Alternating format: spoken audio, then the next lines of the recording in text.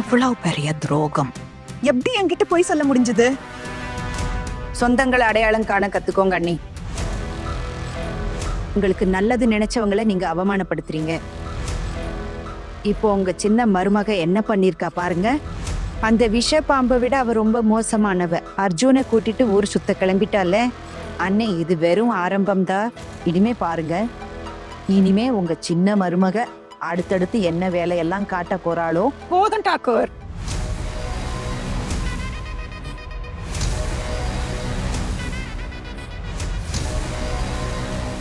போதும் விடு. எப்படி என்கிட்ட போய் சொல்ல முடிஞ்சது? என்ன ஏமாத்திட்டாங்க. அவங்கள சும்மா விட மாட்டேன். இதுக்கான விலைய அவ கொடுத்தே ஆகணும்.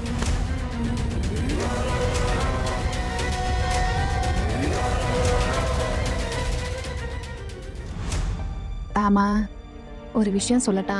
நம்ம இங்கிருந்து ஏதாவது பசங்களுக்காக ஏதாவது வாங்கிட்டு போனா நல்லா இருக்கும்ல. அவங்க எல்லாரும் சந்தோஷப்படுவாங்க. நம்ம 2 பேரும் இப்படி வெளியே வந்து சாப்பிடுறோம். ஆனா அவங்க பாவம் நல்ல சாப்பாடு கூட சாப்பிட முடியல. பாருங்க, ஒரு நாள் நான் எல்லாரையும் இதே மாதிரி ஒரு ரெஸ்டாரண்ட்டுக்கு கூட்டிட்டு வந்து சாப்பாடு வாங்கி தருவேன். அப்புறம் அந்த 3 அக்காவையும் கூட்டிட்டு வருவேன். நீ என்ன நினைக்கிறியோ அது ரொம்ப நல்லா இருக்கு. ஆனா அஹானா, இப்போ இதெல்லாம் செய்ய வேண்டிய அவசியம் இல்லை. அம்மா பத்தி உனக்கு தான் தெரியுமே. அம்மாவோட மூடு இப்போ ப்ரெஷர் குக்கர் மாதிரி கொதிச்சுட்டே இருக்கு. என்ன தோணுதுன்னா, இன்னும் கொஞ்ச நாள் போகட்டும், அம்மாவோட கோபம் கொஞ்சம் குறையட்டும். அப்புறம் உனக்கு என்ன தோணுதோ நீ அதை செஞ்சுக்கோ. இப்போதைக்கு இதையெல்லாம் அவாய்ட் பண்ணணும். இப்படி ஒரு நாள் வெளியே வந்து சாப்பிடுறதுல கூடவா பிரச்சனை? ஆனா நீ படிச்சவ, நீங்க காலேஜுக்கு போயிருக்கீங்க, அப்பப்போ உங்க ஃப்ரெண்ட்ஸ்களோட அங்க இங்க போயிருப்பீங்க தானே. ஆனா நம்ம வீட்டு பழக்க வழக்கத்துக்கு இதையெல்லாம் அலவுட் இல்லை. அதனாலதான் நான் உங்ககிட்ட சொல்றேன், ப்ளீஸ் நீ எதையும் செஞ்சிடாத. சரி, நான் அந்த மாதிரி எதுவும் செய்ய மாட்டேன். சரி, அப்படியே இதை சொல்லுங்க. நீங்க இந்த ட்ரைனிங் எங்க எடுத்தீங்க? என்ன ட்ரைனிங்? அடே, இதத்தான் எல்லா விஷயத்துக்கும் இதை செய்யாத அதை செய்யாதன்னு சொல்றீங்களே, இந்த மாதிரி பேசுறதுக்கான ட்ரைனிங். இந்த மாதிரி நாம வெளியே வந்திருக்கிறோமே. நீங்க ஒரு பனீர் மசாலா சொல்லிடுங்க. அப்புறம் நீங்க ரோட்டி சாப்பிடுறீங்களா? ஆமா. 2 ரொட்டி. Cheers. Cheers. நான் என்ன சொல்ல வரேன்னா, இன்னைக்கு நாம கேண்டல் லைட் டின்னர் வந்திருக்கோம்ல, அப்புறம் பானிபூரி சாப்பிட்டோம், படம் பார்த்தோம், அப்புறம் மாலுக்கும் போயிருந்தோம். இதெல்லாம் என் வீட்டுக்கு தெரிஞ்சதுன்னா இந்த ட்ரைனிங் எல்லாம் அவங்க முன்னாடி எதுக்கும் பிரயோஜனம் இல்லாம போயிடும்.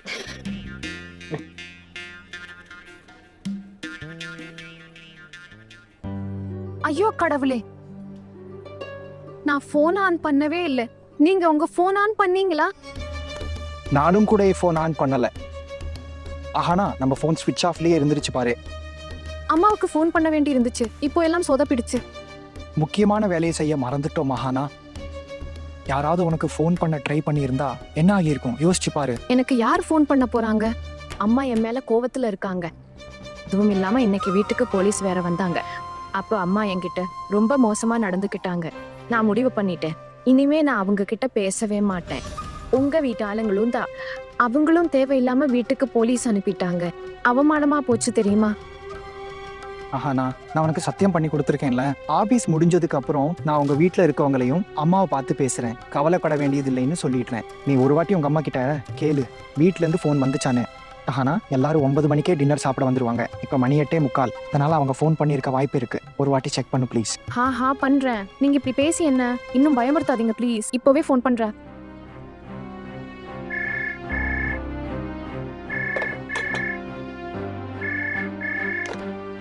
ஹலோ.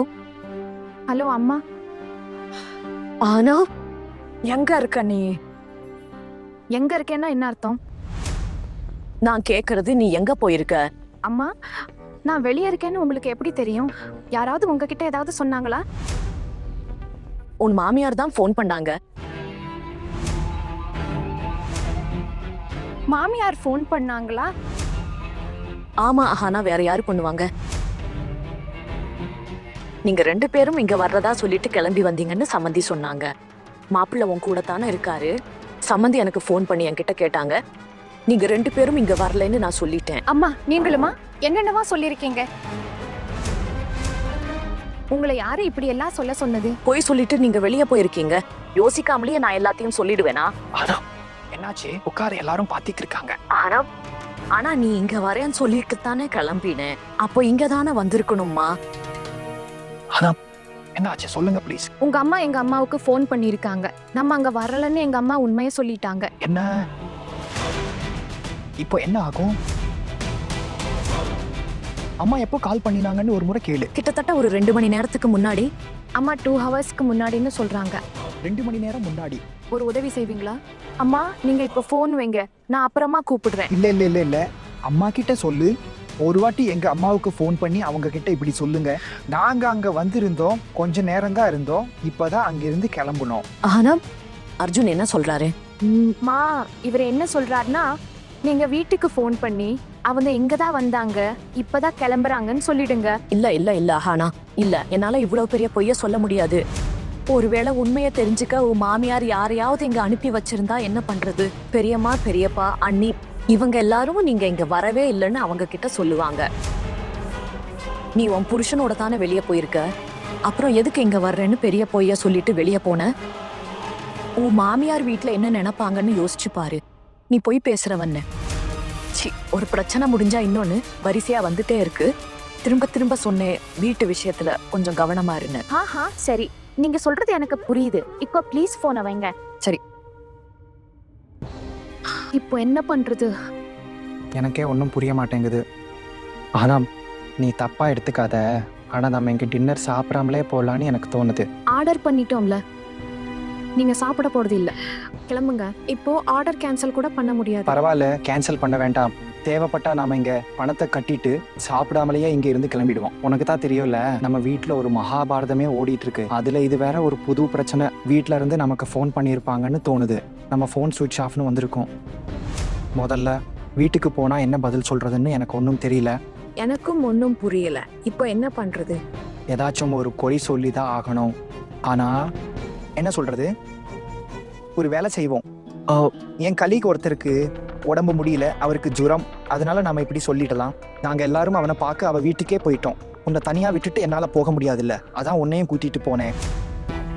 ஆனா நாம இதைத்தான் சொல்லணும், உனக்கு புரியுதுல்ல? அப்படின்னா இப்போ நாம இன்னொரு பொய் சொல்லி ஆகணும். ஒருவேளை நாம பொய் சொல்லலைன்னா நாம இப்படி வெளியே வந்த விஷயம் வீட்டுல தெரிஞ்சிடும், அப்புறம் நம்மள வெளியவே விட மாட்டாங்க. அதனால ப்ளீஸ் நாம இந்த பொய்யை சொல்லிதான் ஆகணும். இதுதான் கடைசி முறை, அவ்வளவுதான். சரி, நான் சொல்லிடுறேன். ஆனா உங்களுக்கு தெரியும்ல, எனக்கு பொய் சொல்றது கொஞ்சம் கூட பிடிக்காதுன்னு. உங்களால எனக்கு எவ்வளவு பொய் சொல்ல வேண்டி இருக்கு பாருங்க. முதல்ல உண்மை சொல்லியிருந்தா இதெல்லாம் நடந்திருக்காதுல்ல. அட ஹாஹா, ஆமா தெய்வமே, எனக்கு தெரியும். நீ பொய் சொல்லாம இந்த விஷயத்த நம்ம அம்மா கிட்ட சொல்லியிருந்தா அவங்க நம்மளை எப்பவுமே தனியா போக விட மாட்டாங்க. பானிபூரி சாப்பிடுறது, மூவி பார்க்கறது, இல்ல இந்த ரெஸ்டாரண்ட் வர்றது, கேண்டில் லைட் டின்னர் சாப்பிடுறது, இதுக்கெல்லாம் பெர்மிஷன் கிடைக்காது. வீட்டுல எல்லாரும் 10 வார்த்தை சொல்லி காட்டுவாங்க. உனக்கு இன்னும் இவங்களை பத்தி தெரியலையா என்ன? நம்ம வீட்டுக்காரங்களால நாம இது வரைக்கும் ஒன்னா டைம் ஸ்பெண்ட் பண்ணவே முடியல. அதனால தான் இந்த மாதிரி வழிகளை தேட வேண்டியிருக்கு, பொய் சொல்ல வேண்டியிருக்கு. உனக்கு தெரியும்ல, கல்யாணமானதுல இருந்து நாம ராத்திரியில தனித்தனி ரூம்ல தான் தங்குறோம். நீ அம்மாவோட தான் தூங்க வேண்டியிருக்கு. நானும் படிக்கணும், எனக்கு ப்ரமோஷன் வேணும்னு ஏதோ ஒரு சாக்கு சொல்லறேன். எனக்கு படிப்புல கவனமே வரல, நான் அம்மா கிட்ட என்ன சொல்லுவேன்? அந்த நேரத்துல உன்னோட நினைப்பாதான் இருக்கேன். உனக்கு இந்த சிச்சுவேஷன்ல சிரிப்பு வருதா? ஆனா எனக்கு பயத்துல காலே நடுங்குது. அப்புறம் ஒரு விஷயம் சொல்லவா? உங்களை போல இவ்ளோ பெரிய கோழைய நான் பார்த்ததே இல்ல. சரி, இதையெல்லாம் விடுங்க, கிளம்பலாம். பெரியம்மா, இப்போ நீங்க போய் தூங்குங்க. நீங்க சொல்ல வேண்டியதை நாளைக்கு காலையில சொல்லிக்கலாம். ராத்திரி எப்ப வருவாங்களோ மாட்டாங்களோ தெரியல. எனக்கு அறிவுரை சொல்லாத. என்ன பண்றேன்னு எனக்கு தெரியும்.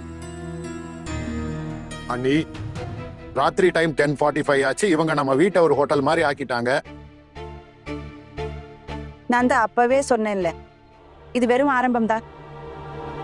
முன்னாடி பள்ளம் இருக்கு, ஆனா யாரோ வேணும்னே அதுல குதிக்க பாக்குறாங்க. இதுல நாம என்ன பண்ண முடியும் அண்ணா?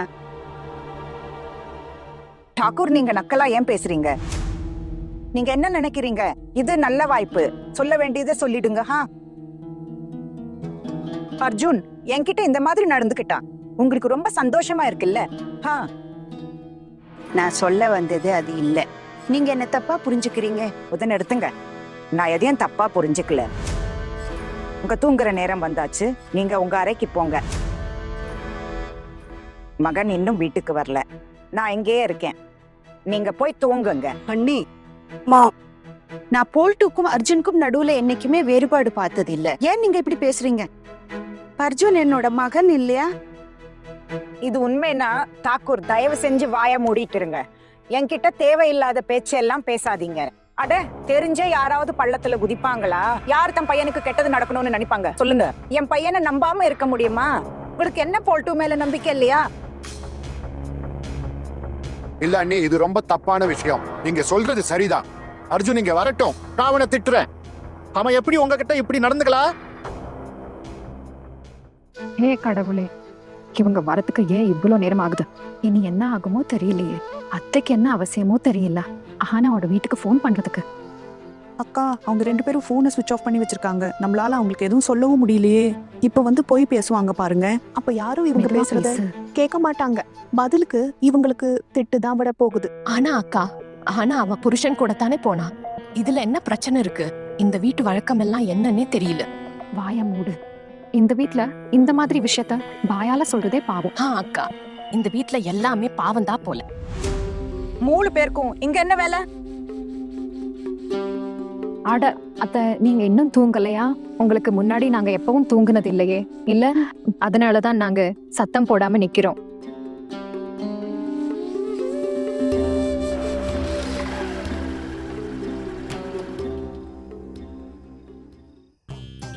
அட, நீங்க ஏன் நின்னுட்டீங்க? வாங்க போலாம். நீ போ, எனக்கு கொஞ்சம் வேலை இருக்கு. ஆஹா, நான் தான் முதல்ல போணுமா? நான் முன்னாடி போறதா? வாய்ப்பே இல்ல. நான் உங்க கூட தான் உள்ள போவேன். புரிஞ்சுதா? எனக்கு எல்லாம் புரியுது. இந்த ஸ்கூட்டரை வெளியே நிறுத்துற சாக்குல நீங்க லேட்டா உள்ள வர பாக்குறீங்க தானே. முதல்ல என் மேல திட்டு விடும், அப்புறம் நீங்க ஒண்ணுமே தெரியாதவராட்ட வருவீங்க. ஆனா இன்னைக்கு நீங்க என் கூடவே உள்ள வரணும். ஆஹா, நீ தப்பா புரிஞ்சுக்கிற. நீ யாருக்கும் பயப்படுறாளா? அது எனக்கு தெரியும். உங்க பரம்பரையிலேயே வீரர்கள் ரத்தம் ஓடுது. நீ ரொம்ப தைரியசாலி. நீ உள்ள போ, போய் அவங்க கிட்ட பேசு. நான் உன் பின்னாடியே வரேன். அதுவும் சரி. ஏய் பெரியவளே, நீங்க 3 பேரும் இந்த சின்ன மருமகள் கிட்ட ட்ரைனிங் எடுங்க. தெருவுல இதே மாதிரி ஆட்டம் பாட்டம்னு சுத்த ஆரம்பிங்க. அவ இந்த வீட்டு பாரம்பரியத்தை மண்ணோடு மண்ணாக்கிட்டான். நீங்களும் எல்லாத்தையும் பாழாக்குங்க, சரியா? பெரியத்தா, அண்ணாவை பத்தி தெரியல. ஆனா நான் அர்ஜுன் கிடையாது. என் பொண்டாட்டியால என்ன மீறி எந்த காரியம் செய்ய மாட்டா. ஒருவேளை தெரியாம கூட அவளுக்கு இந்த மாதிரி தைரியம் வந்துச்சுன்னா அன்னைக்குதான் அவளுக்கு கடைசி நாளா இருக்கும். ஆனா போல்ட்டு அண்ணா, ஆஹான வேற எங்க போயிருந்தாலும் அவ புருஷன் கூட தானே போயிருக்கா. இதுல என்ன பிரச்சனை? இங்க பாருங்க, இந்த வீட்டு ஆளுங்களோட எண்ணம் எல்லாம் உங்க புருஷனை மாதிரி அவங்க மாடர்ன் ஆனவங்க இல்ல. எங்களுக்கு அந்த மாதிரி மாடர்னான யோசனை கிடையாது. நாங்க ரொம்ப ட்ரெடிஷ்னலானவங்க. இந்த குடும்பத்துல நல்ல கலாச்சாரம் இருக்கு. இந்த மாதிரி வேலைங்க எல்லாம் எங்களுக்கு பிடிக்காது. அப்புறம் உங்ககிட்ட யாராவது ஆலோசனை கேட்டாங்களா? ஆமாங்க,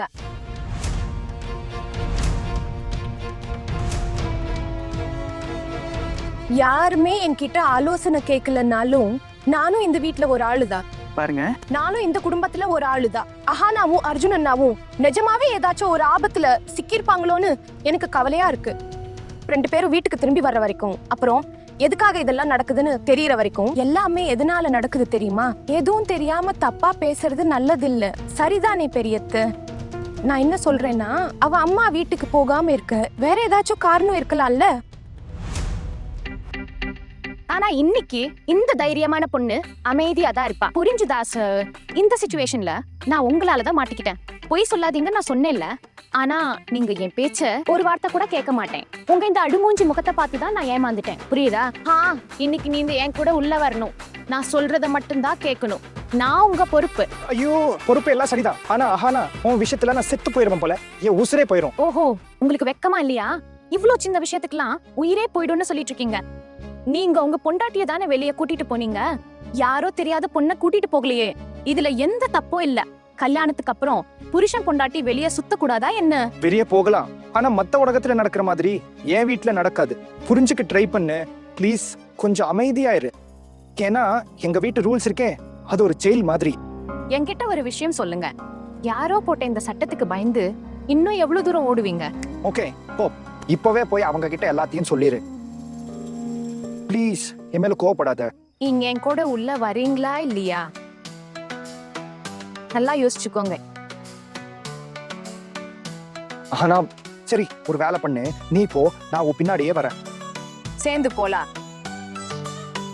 ஓகே, நம்ம ஒன்னாவே போவோம்.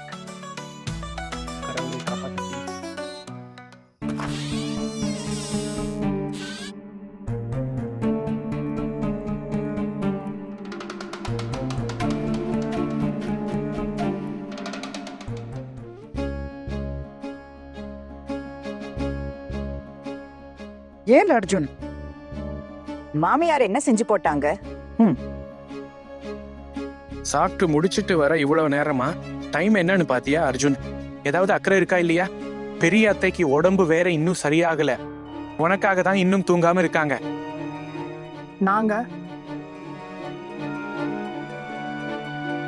நாங்க ஒண்ணும் எங்க அம்மா வீட்டுக்கு போகல.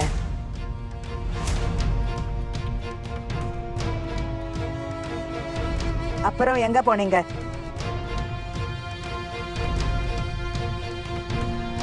அம்மா அது நான் நான் என் நண்பனை பற்றி உங்ககிட்ட சொல்லியிருந்தேன்ல, அவன் ரொம்ப நாளாகவே ஹாஸ்பிட்டலில் இருந்தான்.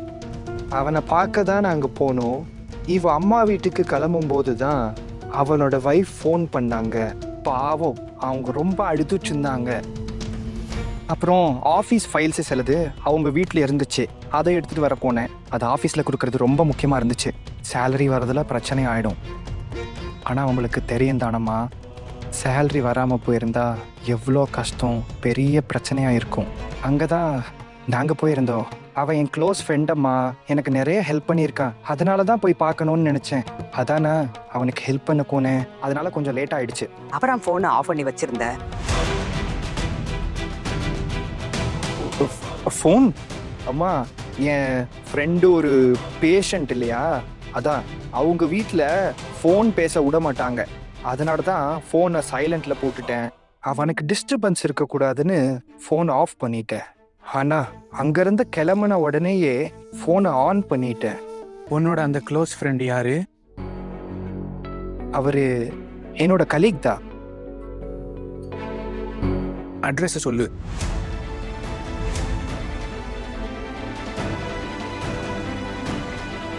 போல்ட்டு வாண்ணா, அட்ரஸ் தெரிஞ்சு நீங்கள் என்ன பண்ணுவீங்க? நீங்கள் என்ன புலீஸா? அங்கே போய் விசாரிக்க. நீ பொய் சொல்றியான்னு யாருக்கு தெரியும்? இன்வெஸ்டிகேஷன் பண்ணணும்ல. இப்போ நீ சொன்னதை நிரூபிக்கிறதுக்காகவே நான் உன் ஃப்ரெண்டு வீட்டுக்கு நேரில் போகணும். அப்போ நான் போகிறேன்.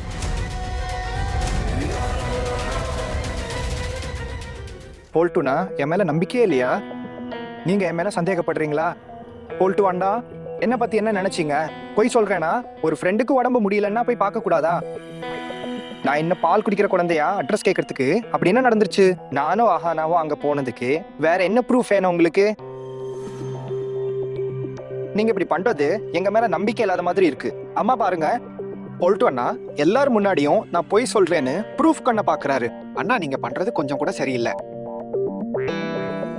சின்னவளே, அத்தை, நீ அர்ஜுனோட ஆபீஸ் ஃப்ரெண்டு வீட்டுக்கு அவன் கூட நீ போனையா? வெறும் ஆமா இல்லைன்னு மட்டும் பதில் சொல்லு.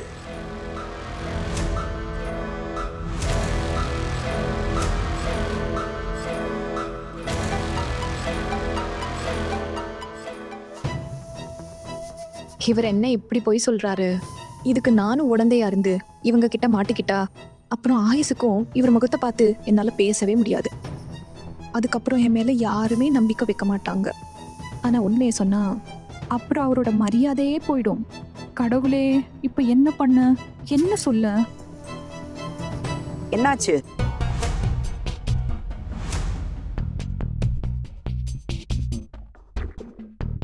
நான் சொன்னது உனக்கு கேட்கலையா? பதில் சொல்லு. இவ என்ன பதில் சொல்ல போறா? அக்கா, ஒருவேளை இவ பொய் சொல்றான்னு தெரிஞ்சிச்சுன்னா அப்ப இன்னைக்கு மானமே கப்பலேற போகுது. என்ன சொல்ல போறா? அக்கா, அவ இங்க திரும்பி கூட பார்க்கல. ஏதாவது சொல்லி இவளுக்கு உதவி பண்ணலாம். சின்ன விஷயத்தை ஞாபகம் வச்சுக்க இவ்வளவு நேரம் ஆகுதா? மா, நான் தான் அவங்க எல்லா கேள்விக்கும் பதில் சொல்லிட்டேனே. அப்புறம் அதே கேள்வியை எதுக்காக ஆனா கிட்ட கேக்குறீங்க? நீ இப்ப சொன்னது உண்மையா இல்லையான்னு தெரிஞ்சுக்கத்தான் நான் இவகிட்ட கேக்குறேன். சின்ன மருமகளே, நான் இதை நம்பலாமா? அர்ஜுன் அவ உண்மைதான் பேசுறானா? உனக்கு வேற எதுவும் சொல்றதுக்கு இல்லையா?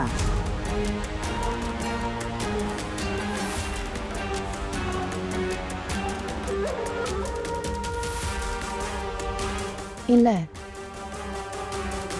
நான் அவங்க கிட்ட ஒன்னு சொல்லணும்.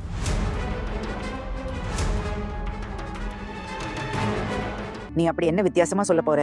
நீ உன் புருஷனோட தான் போன, அவனோட தான் திரும்பி வந்திருக்க. உன் புருஷன் என்ன செஞ்சானோ அதான் நீயும் செஞ்சிருப்ப. இப்ப இதுல சொல்றதுக்கு என்ன இருக்கு? அத்தை, இவர் கேள்விக்கு பதில் சொல்லிட்டாரு. ஆனா இந்த கேள்வியை நீங்க ஏன் என்கிட்ட கேட்டீங்க? உங்களுக்கு இன்னும் என் மேல சந்தேகம் இருக்குன்னு தோணுது. என் மேல உங்களுக்கு இருக்கிற நம்பிக்கை போயிடக்கூடாதுன்னு நான் நினைக்கிறேன். ஒருவேளை இவர் மேல உங்களுக்கு இருக்கிற அந்த நம்பிக்கை உடைஞ்சு போச்சுன்னா நீங்க இவரை மன்னிச்சுதான் விட போறீங்க. ஏன்னா இவர் உங்களோட செல்ல பையன் இல்லையா? ஆனா நான் அப்படி ஏதாவது பண்ணா என்னை எப்பவுமே நீங்க இவர்கிட்ட இருந்து பிரிச்சு வச்சிருப்பீங்க. அதனாலதான் சொல்றேன். நான் உங்ககிட்ட ஒண்ணு சொல்லணும். உன்னை நீயே பெரிய அறிவாளின்னு நினைக்கிறல்ல. போல்ட்டு, இப்போ உனக்கு புரியுதா? இவளை பார்த்த அந்த ஃபர்ஸ்ட் டைம் இவ எப்படிப்பட்டவன்னு எனக்கு தெரிஞ்சு போச்சு. என்னமோ தெரியல, இவளுக்கு பார்த்தாலே ஒரு மாதிரி இருக்கு. பண்ணி, நம்ம அர்ஜுனுக்கு இந்த பொண்ணை கல்யாணம் பண்ணி வச்சோமே, நம்ம செஞ்சதுலயே ரொம்ப பெரிய தப்பு. எங்களுக்குள்ள ஒரு ரிலேஷன்ஷிப் செட் ஆகிடுச்சு. இப்போ நாம என்ன பண்றது? நீங்க கொஞ்சம் அமைதியாக இருந்தா என்னால அத்தையோட கேள்விக்கு பதில் சொல்ல முடியும்.